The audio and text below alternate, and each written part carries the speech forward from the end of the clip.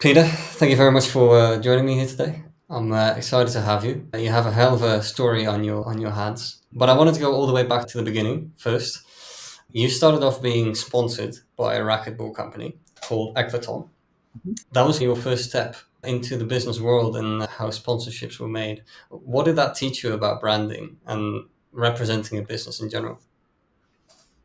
Look, for me, I grew up in a small town, and um, playing racquetball I didn't think that racquetball was going to be my vehicle to allow me to travel around the country. And it became so I loved sports. I loved athletics. I loved being active. That's what got me into the sport. And by becoming a sponsored player for Ectalon and then traveling and representing that brand, it was myself and my twin brother representing the brand. That's just the fruits of hard work. So when I started playing the game, I didn't know that I was going to take it to the level that I did, but it certainly worked out, right? I was able to travel around the country, which was very rewarding for a young guy that had never traveled before. So that was one great point. And then the other side of it was it ended up opening a career path for me within this fitness space that I took to a whole nother level as well. Yeah, because that's what led you into getting your first opportunity to run an actual health club. Were there already things that you Yeah. saw when you were still like in your teenage years where you were like, this the club could really be doing this a lot better, even back then, before you even had the business to run?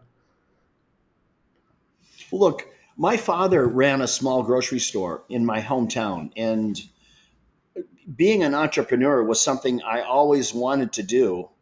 I always wanted to own my own business because I witnessed my dad do it. Every day I got to watch my dad get up, go to work, lead people, have vision, work hard. And when you do all the right things at the right times, sometimes you prosper and become successful. And my dad did that in his own right, in his own little grocery store in this hometown. But having a front row seat to watching someone get up early, work all day, come home late, and do that day in, day out. And then eventually, when you wake up one day and you've got this thriving business, I had a front row seat to watching that. So for me, I always aspired to be an entrepreneur, but not just an entrepreneur. I wanted to be a successful entrepreneur. And there's a big difference. Hmm. What is the difference between a failing entrepreneur and a successful entrepreneur? I can tell you straight up, being a successful entrepreneur is a hell of a lot more fun. But I've been on both sides of it as an entrepreneur. I've been on sides.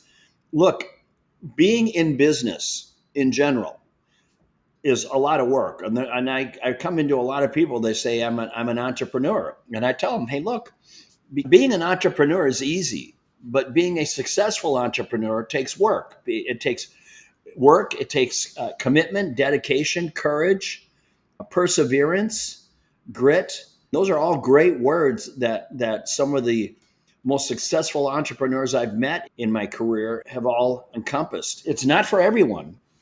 And being on the receiving end of having a failing business, that's no fun. And I learned from people that look, many of my life lessons have come in times of hardship and and difficult times, because when you're in difficult times, you've got to lean in. You've got to look at what you're doing. You've got to evaluate. You got to evaluate yourself, evaluate the product.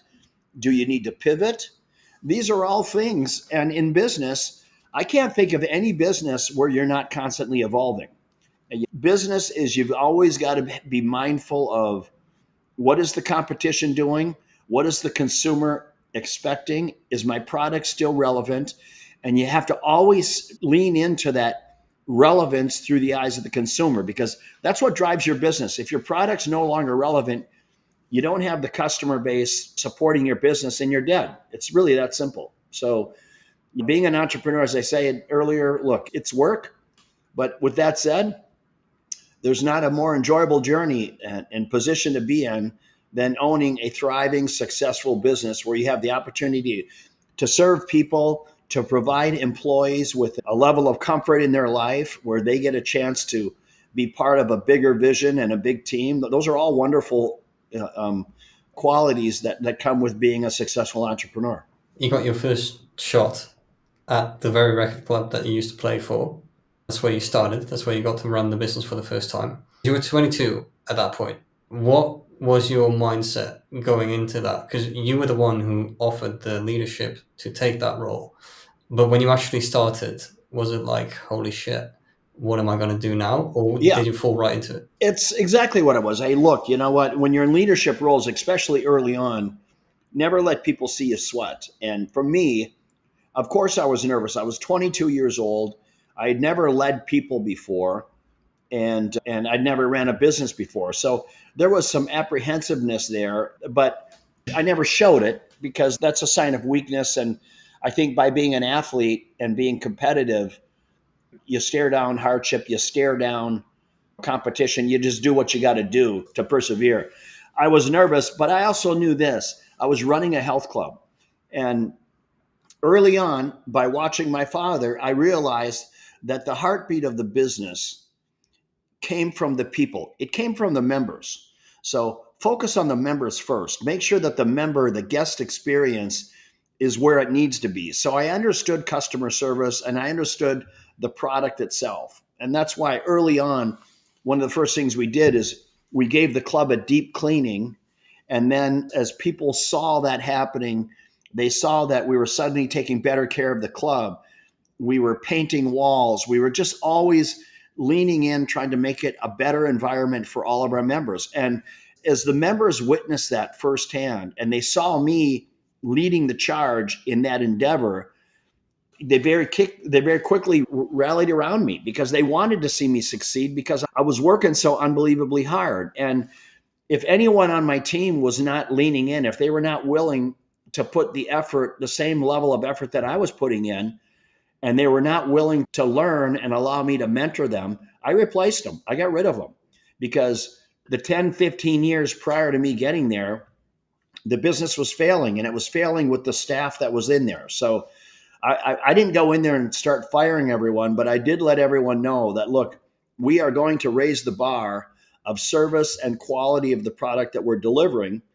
And I hope that everyone wants to get on the bus. But they knew very quickly that I was not playing games. I was not going to, if you weren't willing to lean in and put forth effort, I was going to replace you. Did you put a lot of the capabilities that the people did have into their hands? Because you're not a micromanager now. Have you always had that leadership style? Do you always let people do what they're good at, or was that something that came over time? I've always started by leading by example. That's first and foremost. Look, and I don't put myself above any position. And I learned that from my father. If you want people to walk on fire for you, they got to know that you believe in them, number one, that you will walk on fire for them, that you trust them with the job at hand. And when people can feel that from you, then you get a sense of loyalty from them. You get a sense of loyalty, a sense of commitment. And that's just all part of leading people. And together, you lock arms and you're all moving towards a common goal. So that's my leadership style. And I expect a lot of the people, especially my key people that are around me, the people that are in higher C-level employees or even department heads. Look, I've got higher expectations of them. Why? Because I put them in that position. If I didn't think they could do it, I wouldn't put them in the position. So there's a level of confidence that I have in people when I put them in a role that I think they can succeed at. And sometimes there's some tough love there where you got to pull people aside and say, hey, look, you know what? You're better than this. You're not giving me 100%. You're giving me 75%, and that's not going to work. Now, look, what's going on? Is there something going on in your personal life that I can help you with? But I tell you what, you got to get in the game because I'm not going to let the company suffer.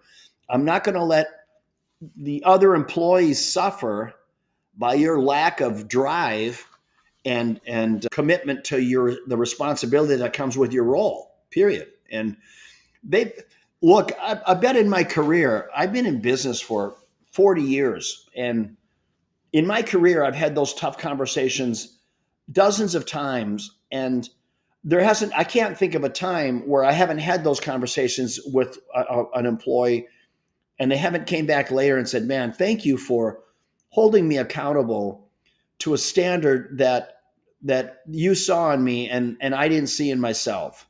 And that's mentoring. Period. That's straight up mentoring. And sometimes I don't think there's enough of that. I think sometimes there's a lot of leadership out there where they find people so disposable, and that's unfortunate. You started opening new Yeah. locations, and now you have a lot more to manage than you can with just one racket club. How did you approach management at that point? What did you look for in the people to do more of the senior level tasks? The good news is I was only selling health club memberships, so running a health club is fairly simple. Honestly, you've got to have the right floor plan, you've got to have the right equipment, and if you have the right floor plan and the right equipment, and you can create the right atmosphere, the consumer will come. All right. So you have to understand what it is your product is, and more importantly, what the consumer is looking for. And I've always been very fortunate to be able to connect those dots.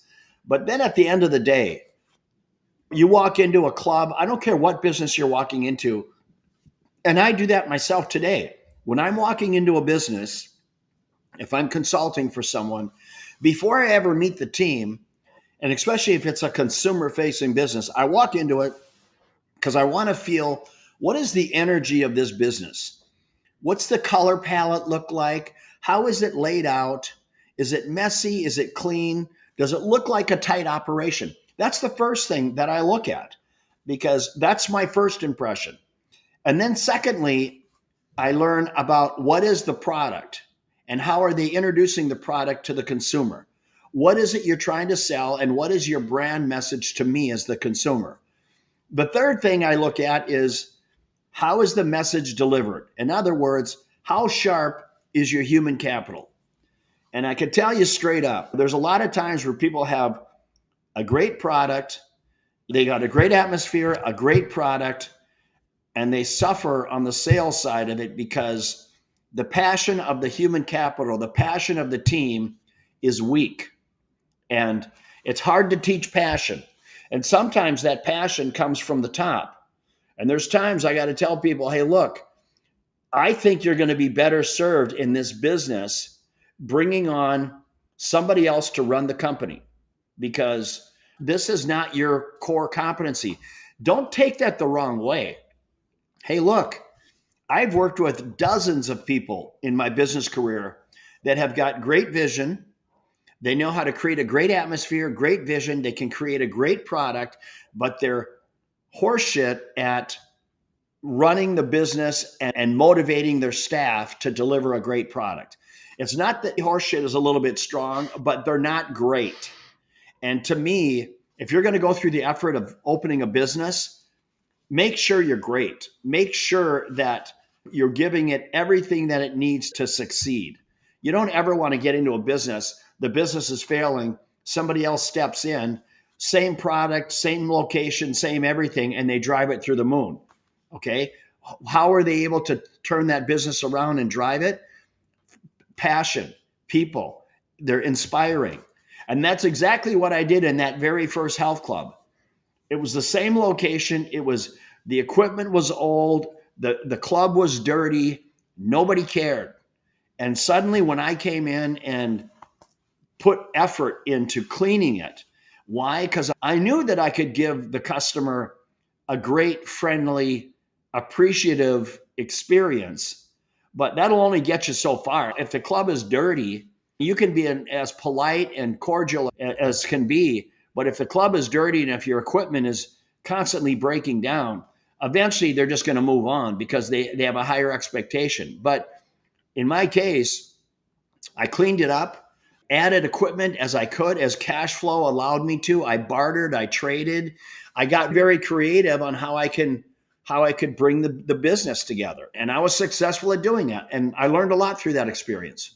It's interesting what you say about sales, also about leadership and the way that you portray yourself, because I come from a sales background, usually, and it was more B2B focused, but I think this is pretty similar in B2C, where you come into a company and you think you're doing a pretty good job of doing sales, but then you come in and they say, here's your script. Stick to the script. Don't veer off the script. Do you think that character is very important for the sales cycle? Does sales mainly encompass your personality, or does it also have something to do with the value proposition of the company? I think number one, you have to have a good value proposition. The product that you're selling, whether it's goods or service or a little of both, it's got to be relevant in the eyes of the consumer. If you're trying to sell something that the audience doesn't want, you're dead. Okay. So that part of it. And having a script as a guideline, as a template, look, I'm all for that. I'm all for it. But I'm not to the extent where you're a robot. Okay. I think some of the best salespeople that I've experienced, not only who have worked for me, but have sold me things, have been able to go off script and connect with me as a person, find out where my interests lie. They do a little homework with me, so they're informed when they're calling me. They're not. It's not cold. So when I see people that that put forth that effort, that they've actually done some homework, just out of I'm going to give them more of my time because they showed me some effort. They did a little homework. Mhm. And then that's important. Not all the time, but most of the time, I'll give them consideration for the effort they put forth. I think about 18 years after you ran the first health club, you sell your company, you have 3.5 million in the bank. And basically, at that point, you've accomplished what you wanted to accomplish, or what most Americans would want to accomplish, or anyone to be successful and to live a comfortable life. And then your friend comes to you and he says, "I want you to start another one and better." And you say no multiple times, and then you still do it. Why did you decide to take the Yeah. risk? You know what? I felt indebted to him. I felt indebted to him. He was a friend of mine. He had worked with me for about 12 years, great guy. And me saying no to it was just, I didn't want to get back into the grind, but I would say divine intervention. Call it what you want. Look, there's a lot of things that have happened in my life, Colin, that are unexplainable. Being at the right place at the right time. Look, yeah, there's some of that, but I think there's bigger forces behind some things that happen to people. I just happen to believe that. I'm a Christian, and I just happen to believe that. I believe that coming from the youngest of seven kids, growing up very modest lifestyle, going to school in a two-room schoolhouse, I did not have a lot of opportunity. But the one opportunity that was put forward to me, thank God, I had parents that showed me how to work. Okay. So if you're willing to put in the work, that's the first step of success. And so I'm thankful for that. And then having the right opportunities at the right time to try to turn around that failing health club and then being successful at it, which segued into obviously opening up some smaller gyms that when I started it, I know that I was going to go on and build one of the largest wellness brands in the world. I didn't know that, but as I sit back and look at it, it was the training grounds. That whole timeline up to starting Snap Fitness, as I sit back and reflect on it, it was purely the training ground, the fundamentals, the day to day block and tackling, and the discipline of being organized so you could deliver and execute on a vision. And I was very successful at doing that. I'm not a one man wrecking crew. Yes, I have vision and I'm able to put systems and processes together, but without an assembly of very competent, qualified people around me, you're you're very limited as to how far you're going to go. Mhm. And I've had the good fortune of standing on the shoulders of some amazing people in my 40-year business career. That's also another thing, you're doing it with other people. People are reliant on you. If we look at Snap Fitness, it seemed like everything was pretty smooth sailing, which it never is, obviously. You had an enormous turnaround in 90 days to have enough cash flow which would set the business ready for the next year, and quite quickly started expanding and testing in different locations. But what were some of the really hard times at Snap Fitness? Some of the moments where everything really seemed to go tits up, and you were like, "Okay, this is where I can Well, show what I'm worth." you know what's hard, Colin, whether it's Snap Fitness or any of the franchise concepts that I've started. Look, you when you're franchising, you create a model and you roll the model out, and you hope that the dogs eat the dog food. The business has to perform, okay? And in Snap Fitness, in all of my brands, the the reception from the general public was huge. Okay, people love the product. All right, but As you broaden the brand and going into different locations, there's different dynamics that come into play. There's different layers, levels of competition. And some people run their business. Let's face it, a franchise, what you're doing is you're teaching them the secret sauce of how to run the business. But as we said earlier in this interview, thriving, the heartbeat of the business is the people. So you can have a great product in a great location, but if you don't have the people to run it, if you don't have the people with the passion that are going to make the customer feel special and loved and show empathy and all these things, then your business could be at risk. And what's always been challenging in franchising is when you get a franchisee, they come in, they go through their due diligence process. You tell them, hey, look, here's what the stores are doing. Franchisees have the ability to talk to those owners and ask them, how's your store performing? We can't talk about that as a franchisor. We can only talk about businesses that have been open, stores that have been open for a year or more. But we tell any franchise candidates, go ahead and talk to the other franchisees. They can tell you anything you want. Ask them any questions. If they're willing to give you the time, ask them. Well, so they get in their mind that they're going to open this store and their store is going to do as good as that store or the one that, whatever. And then when they open the store and it doesn't perform at the same level, they come back to the franchisor and they want their money back. They're upset. That's franchising. And you're constantly dealing with some of these disgruntled franchisees, and it doesn't matter. And it doesn't matter if it's any of my brands or some of the best brands out there. Subway, doesn't matter. There's always 10% of the stores that are transitioning. There's always 10% of the franchisees that do, honestly, 90% of the bitching. And that's part of the challenging. So franchising isn't for everyone, but you know what? I'm in it and I know exactly what I get with it. Some days are very frustrating, but at the end of the day, there's nothing more rewarding that when you see franchisees get into a business and run a thriving business. They're upgrading their life and their lifestyle, and they're thankful that they got into the business.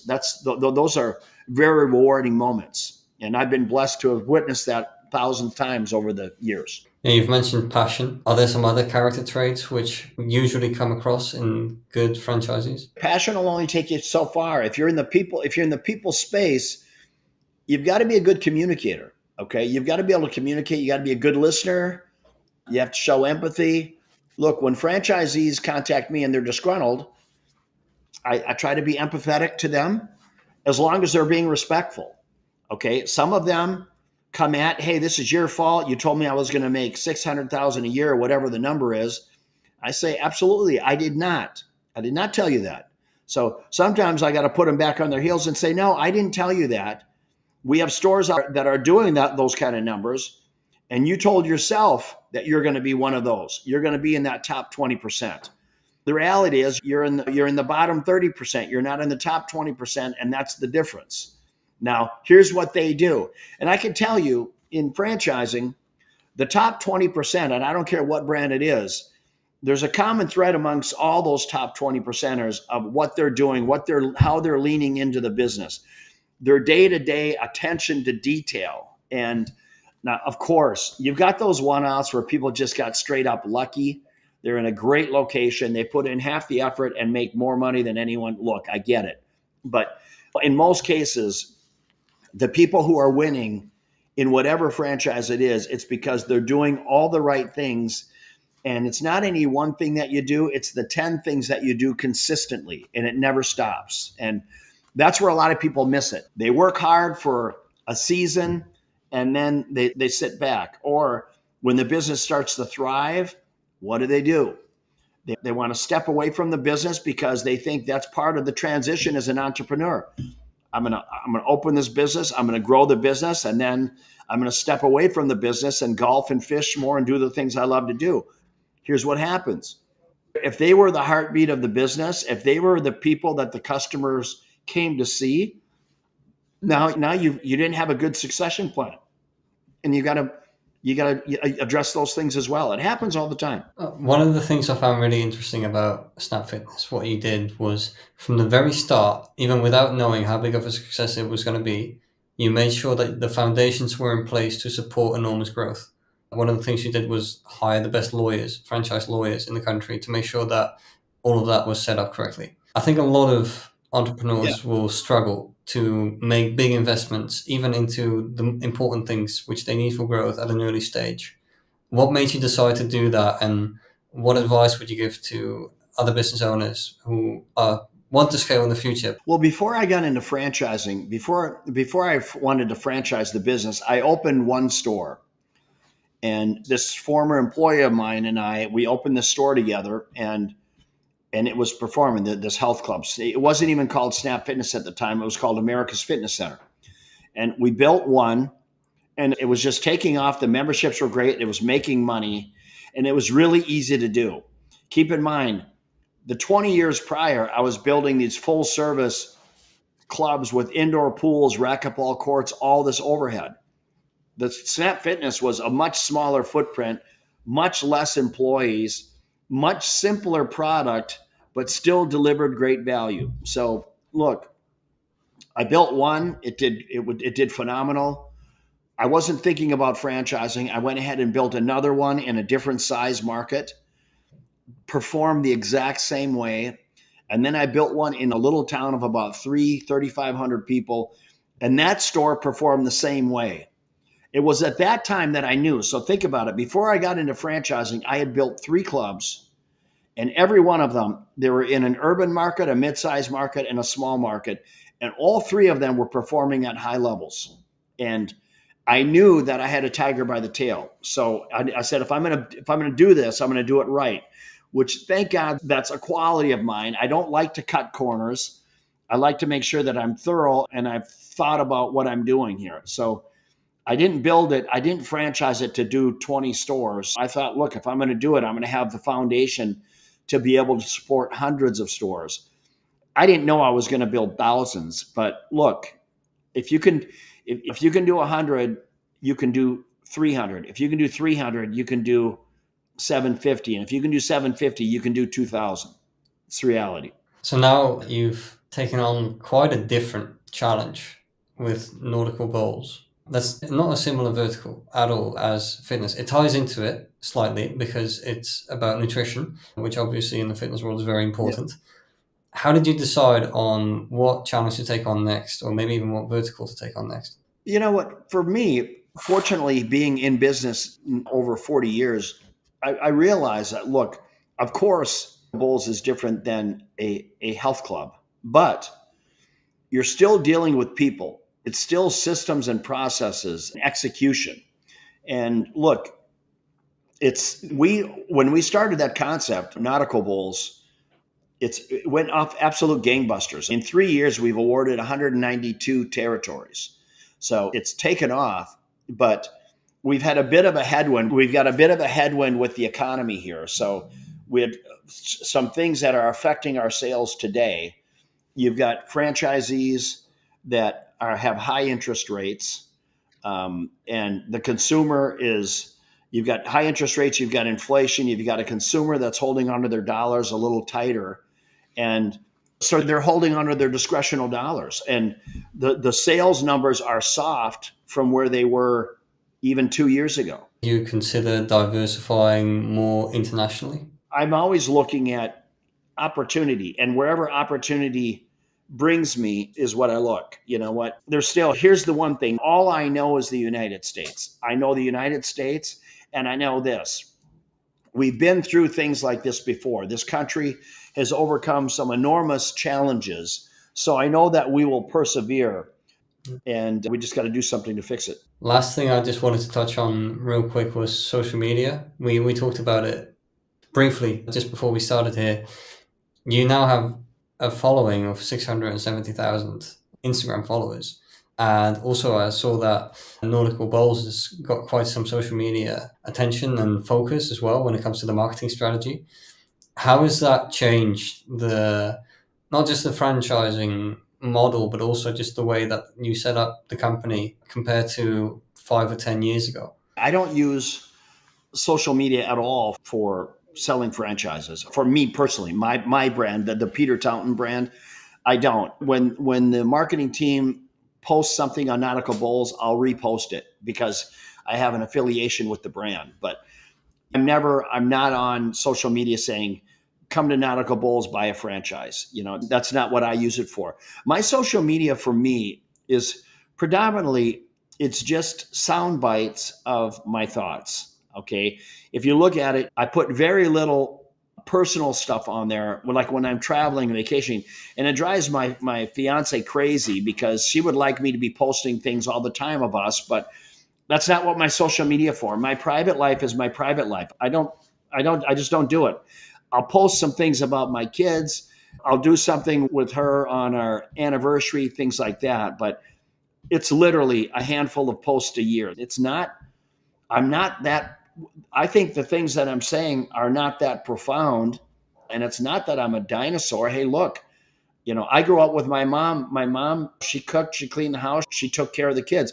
That was very traditional. Today, it's very common where both people are working. So I'm all for that. But you know what? The both people working and both people caring for the kids and nurturing for the kids, that's all wonderful. But I think at the end of the day, the man's job is to provide and protect his family. And that's how I think God intended it to be. That's why we're physically, in most cases, physically stronger and built the way that we are. And women tend to be more nurturing. There's probably a hell of a lot of people out there right now that are cringing at that. But I'm just telling you, that's how I grew up. It doesn't make it right or wrong or better than anyone else. But for me, that's my position on how I roll with social media and how I present myself. And people know, those people who are close to me, they know, hey, look, I'm a bit of a cowboy. You know what? I'm not going to take a lot of bullshit. I don't stand for bullying on somebody picking on anyone near me that's near and dear to me, or if I happen to witness where somebody is in a situation where they're very uncomfortable by being bullied. I also try to be very compassionate to the underdog. I make a point multiple times a week to feed the homeless, give people a leg up. I'm very compassionate, and I think that comes from the way that I was raised, and also the fact that I've been so blessed in so many ways in my life that I feel a debt to God of how he wants me to show up every day and to help others and support and mentor others. That's why I do things like this. That's why I do consulting with young entrepreneurs who are a little bit lost and want to try to find their way. When I'm working with young entrepreneurs, I don't charge them anything. Now, when I work in corporate America, that's a different story. But I like helping people win. That's what lights my fire. I think that's a beautiful message to end with. Thank you so much for coming on today, Peter. I've enjoyed it a lot. I learned a lot, and yeah, I hope we can reconnect again soon. No, you got it.